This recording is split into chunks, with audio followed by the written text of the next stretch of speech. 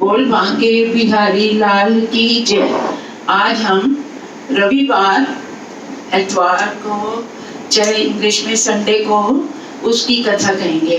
रविवार, रवि मतलब सूर्य देवता, और इंग्लिश में संडे में सन, सूर्य देवता। तो रविवार को सूर्य देवता की ही पूजा होती है, उन्हीं की कथा होती है।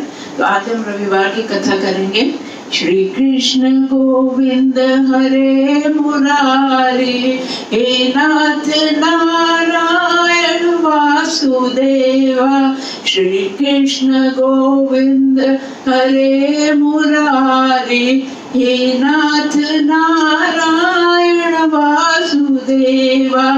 हे नाथ नारायण वासुदेवा, हे नाथ नारायण वासुदेवा। ओम सूर्याय नमः, ओम सूर्याय नमः, ओम सूर्याय नमः। इस तरह कथा है इसकी। एक बुढ़िया थी जिसका नियम था हर रविवार को वह गोबर से पूरा घर लिखकर अच्छी तरह स्वच्छ करके घर को फिर खाना बनाती थी। खाना बना के भगवान को भोग लगा के स्वयं भोजन किया करती थी। अब वो गोबर जो था जिससे वो घर साफ करती थी, वो अपनी पड़ोसन की गाय का गोबर लेके आया करती थी। इसी तरह क्योंकि वो व्रत करती थी रविवार के, तो सूर्य देवता उससे बहुत प्रसन्न थे।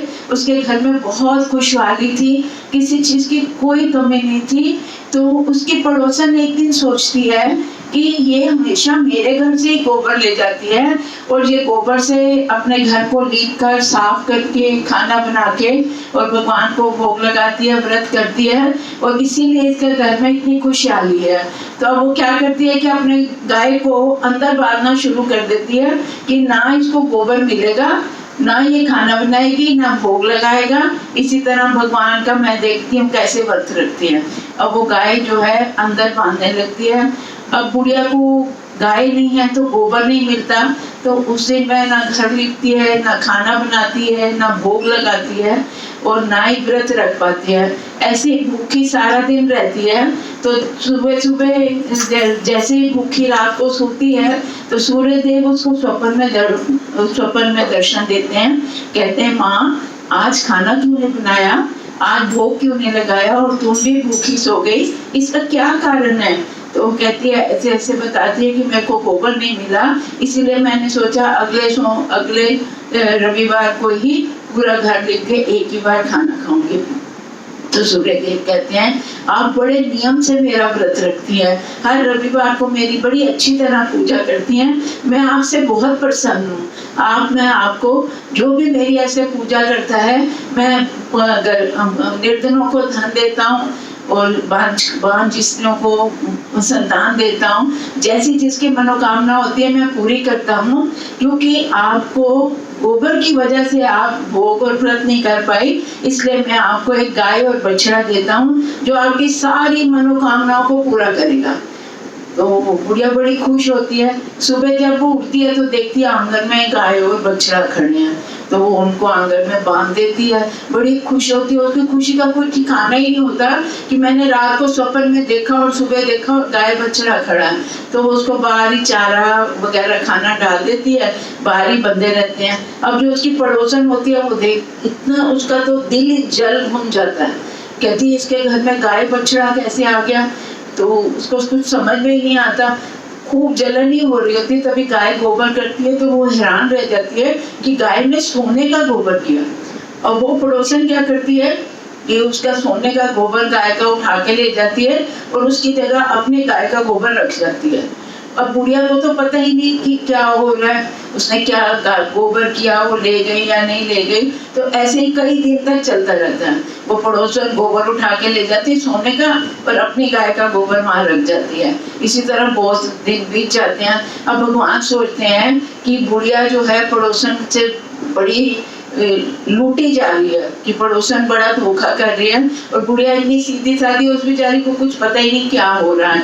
तो एक दिन शाम को वो बड़ी आंधी चला देते हैं और बुढ़िया को लगता है कि बड़ी अंधेरी आएगी, तो गाय और बछड़े को घर के अंदर बांध देती है। आज जब वो उसको अंदर बांधती है तो सुबह उठती है, देखती गाय ने सोने का गोबर किया है, तो बुढ़िया बड़ी हैरान हो जाती है, गाय और सोने का गोबर, उसको पता ही नहीं चलता। अब वो इतनी प्रसन्न होती है, उसकी खुशी का ठिकाना ही नहीं रहता। अब वो गाय को हमेशा ही अंदर बांधती है, बाहर बांधती ही नहीं। अब वो जब अंदर बंधी रहती है गाय, तो अब पड़ोसन क्या करे, उसका तो सोना उठाने का दाव ही निकल गया। तो वो पड़ोसन सोचती है कि मैं अब क्या करूं, इसने तो सारा काम ही खराब कर दिया, गाय और बछड़े को अंदर बांधने लगी। तो वो जाती है राजा के दरबार में और वहां जाके कहती है सभा में कि ऐसे ऐसे आप, मेरे पड़ोस में एक गुड़िया है, उसके पास एक गाय है जो सोने का गोबर करती है। वो गाय तो आप जैसे राजा महाराजाओं के पास होनी चाहिए, जिससे आप प्रजा का पालन कर सकें। तो आप वो गाय सोने का गोबर देती है, उसी सोने से आप प्रजा का पालन पोषण कीजिए। वो राजा अपने दूतों को आदेश देता है, जाओ गुड़िया के वहां से गाय खोल के ले आओ। अब गुड़िया भोजन बना के भोग लगाने जा रही होती है, इतनी देर में राजा के दूत आ जाते हैं कि गाय खोल के ले जाते हैं। खोलते गुड़िया बहुत मिन्नतें करती है, बहुत कहती है मेरी गाय बछड़ा मत ले जाओ, रोती चिल्लाती, पर उसकी कोई भी नहीं सुनता। अब दूध जब गाय खोल के ले जाते हैं, राजा के दरबार में ले जाते हैं, राजा भी बड़ा प्रसन्न होता है, उस पड़ोसन से भी खुश होता है कि इसने बड़ा अच्छा समाचार हमको दिया, हमको बता दिया कि हमारे शहर में क्या हो रहा है। तो उसके बाद में जब उसको गाय और बछड़ा मिलते हैं, अब राजा जब सुबह सोता, सुबह उठ के जब उठा, सारा महल गोबर से भरा हुआ, खूब बदबू, वहां कहीं ठहर ही नहीं सकता कोई, इतनी गंदगी हो गई। अब राजा के समझ में ही नहीं आया, कई लोगों से पूछा उसने ऐसा क्यों हुआ, कोई कुछ नहीं बता पाया। अब राजा को रात को स्वप्न में सूर्य देव दर्शन देते हैं, वो कहते हैं कि तू जो गाय बछड़ा तू बुढ़िया का खोल के लाया है उसको वापस दो, क्योंकि उसके रविवार के व्रत से, नियम से जो वो करती थी, उसको उससे प्रसन्न होकर मैंने उसको वरदान में ये गाय बछड़ा दिया था। अब आप उस गाय बछड़ा को उसको वापस दोगे तो आपके महल की अपने आप सारी सफाई हो जाएगी।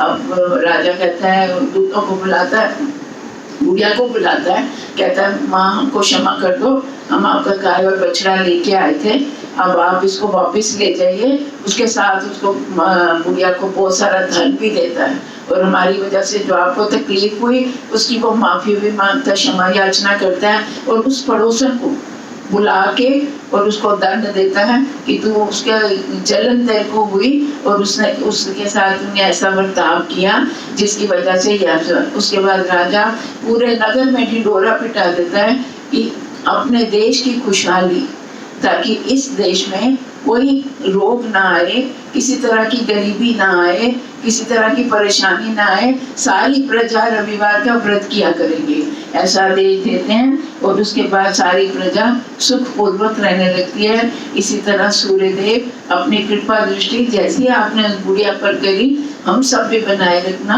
ओम सूर्याय नमः, ओम सूर्याय नमः, ओम सूर्याय नमः।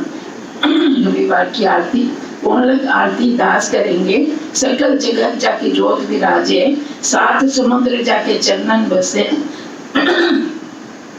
काव्य जल कुंभ भरे हो राम, कोटि बाण जाके नभ की शोभा, काव्य मंदिर दीप धरे हो राम, बार 18 बलि राम बलि जाके, काव्य मंदिर दीप धरे हो राम, 56 भोग जाके नित्य प्रति लागे, कहाँ भयो नैवेद्य धरे हो राम, अमित कोटि जाके बाजा बाजे, काव्य झनकार करे हो राम, 4 वेद जाके मुख की शोभा, काव्य ब्रह्म वेद पढ़े हो राम, शिव संकादिक आदि ब्रह्मादिक, नारद मुनि जाको ध्यान धरे हो राम, इंद मंदार जाको पवन झरोके, काव्य शिव चवर जुड़े हो राम, लख 84 वेद छुड़ाए, केवल हरि यश नाम दे गाए।